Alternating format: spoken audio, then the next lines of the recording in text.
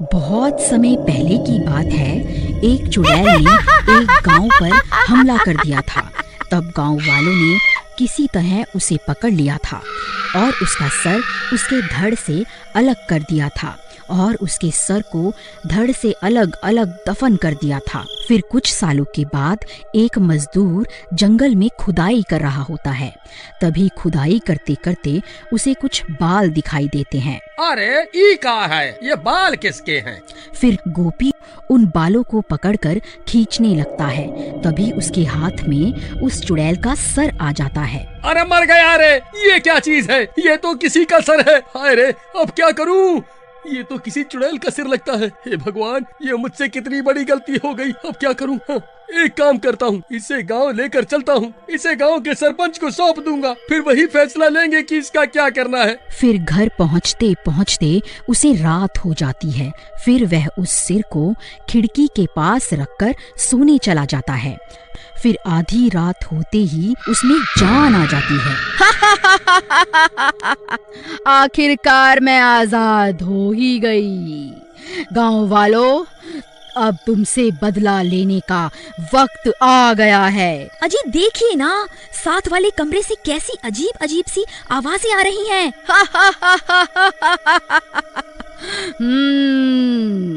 अरे मर गए रे! कहीं उस सिर में जान तो नहीं आ गई? अजी आप किस सिर की बात कर रहे हो जी? आज जब मैं जंगल में खुदाई कर रहा था तब मुझे एक सिर मिला था। मैं उसे घर ले आया, सोचा था सरपंच को सौंप दूंगा, लेकिन रात हो गई तो इसे घर पर ही रख लिया। अरे नास मिटे, चुड़ैल का सर घर पे क्यों ले आया? हे भगवान, अब क्या होगा? तभी वह सिर उनके कमरे में आ जाता है। अच्छा, तो तू ही है जिसने मुझे आजाद करवाया है। हाँ जी चुड़ैल जी, मैंने ही आपको जमीन से बाहर निकाला था। कृपा करके हमें छोड़ दो। ठीक है, तेरी वजह से ही मैं आजाद हुई हूँ, इसलिए तुझे छोड़ रही हूँ। लेकिन उससे पहले तुझे मेरा एक काम करना होगा। तुझे वापस उसी जगह पर जाकर मेरा धड़ भी खोद कर निकालना होगा। अरे मर गए रे, अब क्या करूं? नहीं नहीं चुड़ैल जी, मैं ऐसा नहीं कर सकता।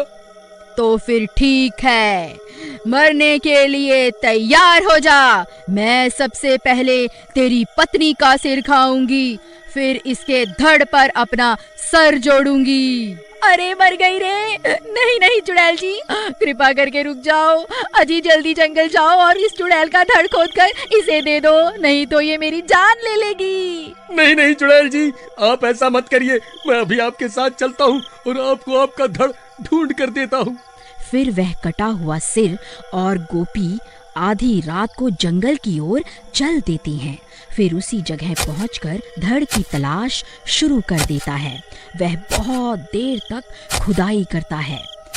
फिर उसे वह धड़ भी मिल जाता है। चुड़ैल अपना धड़ देखकर खुश हो जाती है। तभी गोपी वहां से भाग जाता है। फिर वह कटा हुआ सर उस गड्ढे में चला जाता है और देखते ही देखते पूरी की पूरी चुड़ैल गड्ढे से बाहर निकल आती है। गांव वालों, अब मरने के लिए तैयार हो जाओ। मैं किसी को नहीं छोड़ूंगी।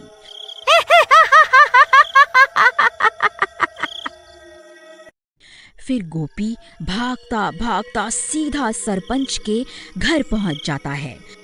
अरे सरपंच जी, दरवाजा खोलो, अनर्थ हो गया है। वह सिरकटी चुड़ैल वापस आ गई है। फिर सरपंच अपने घर से बाहर आता है। फिर गोपी उसे सारी बात बताता है। हे भगवान, ये क्या अनर्थ हो गया? हमने उस चुड़ैल के 2 टुकड़े किए थे।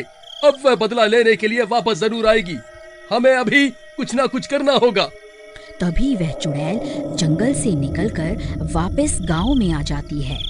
ए गांव वालों, कहाँ छुप कर बैठे हो? तुम लोगों ने किस तरह मेरे 2 टुकड़े किए थे। अब बदला लेने का समय आ गया है। सब गांव वाले छुप छुप कर उसे देखते रहते हैं और वह चुड़ैल अपने शिकार की तलाश में गांव की गलियों में घूमती रहती है। सरपंच जी, वह देखिए, वह चुड़ैल गांव वालों की तलाश में इधर उधर घूम रही है। अगर कोई गांव वाला इसे मिल गया तो ये उसका सिर धड़ से अलग कर देगी। भाई, किसी के पास कोई तरकीब है तो बताओ, वरना सुबह होने तक कोई नहीं बचेगा। सरपंच जी, मेरे पास एक तरकीब है। हम इस चुड़ैल को उस पुराने घर में कैद कर सकते हैं। मैं इस चुड़ैल का भोजन बनकर उस घर में जाता हूँ। ये मेरा शिकार करने वहाँ जरूर आएगी। फिर इतना बोलकर भीमा भागकर उस घर के बाहर पहुँच जाता है और उस चुड़ैल को पुकारने लगता है। ए चुड़ैल, देख, तेरा काल यहाँ खड़ा है। मैंने ही तेरे 2 टुकड़े किए थे, इतनी जल्दी भूल गई क्या? अच्छा हुआ जो तू खुद मेरे सामने आ गया। मुझे कब से तेरी तलाश थी। रुक, तुझे अभी बताती हूँ।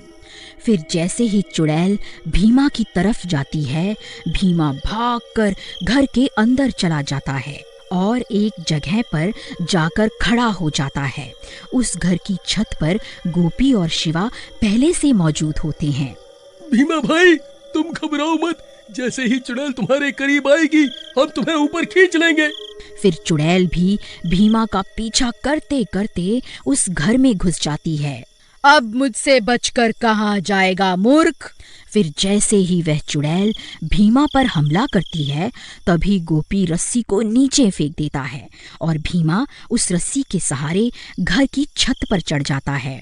फिर तीनों लकड़ी की मदद से छत का छेद बंद कर देते हैं और सरपंच घर का दरवाजा भी बाहर से बंद कर देता है ताकि वह चुड़ैल घर से बाहर ना निकल पाए। फिर वह चुड़ैल उस घर में कैद हो जाती है। ए मूर्ख गांव वालों, तुम्हें क्या लगता है तुम मुझे इस घर में कैद कर लोगे? भाइयों, मुझे लगता है हम ज्यादा देर तक इस चुड़ैल को कैद नहीं कर पाएंगे। सरपंच जी, बस थोड़ी देर में सूरज निकलने ही वाला है। हमें थोड़ी देर तक इस चुड़ैल को इसी घर में रोक के रखना होगा। फिर चुड़ैल जोर जोर से दरवाजा पीटने लगती है। तभी दिन हो जाता है और आकाश में सूरज निकल आता है। फिर गोपी छत पे रखी लकड़ी को भी हटा देता है ताकि सूरज की रोशनी अंदर जा सके। फिर सूरज की रोशनी घर के अंदर जाते ही वह चुड़ैल तड़पने लगती है। ए गांव वालों, तुमने फिर से मुझे धोखे से इस घर में फंसा लिया। ये तुमने अच्छा नहीं किया। अरे मर गई रे, हाय हाय मर गई रे। ये सूरज तो मुझे जलाकर ही दम लेगा। फिर देखते ही देखते वह चुड़ैल जलकर राख हो जाती है और एक बार फिर गांव वालों की एकता की वजह से लोग चुड़ैल से छुटकारा पा लेते हैं।